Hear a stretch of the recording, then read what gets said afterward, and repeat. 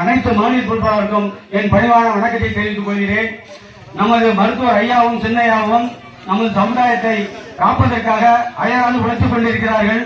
ஆனால் நமது சமுதாயத்தில் மக்கள் கேச போட்டு ஒரு உறவினரை வச்சு கேச போட்டு அந்த இடஒதுக்கீட தள்ளுபடி பண்ணிட்டாரு.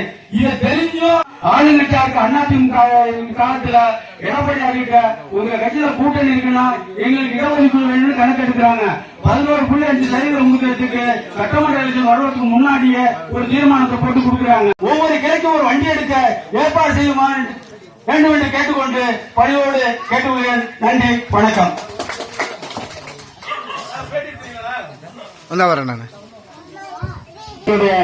சகோதர சமுதாயத்தை சேர்ந்தவர்களாக இருந்தாலும் அனைவரையும் அழைத்து வந்து இந்த மாநாட்டை சிறப்பிக்க வேண்டும் என்று உங்களிடத்தில் அன்போடு கேட்டு விடைபெறுகிறேன். நன்றி, வணக்கம்.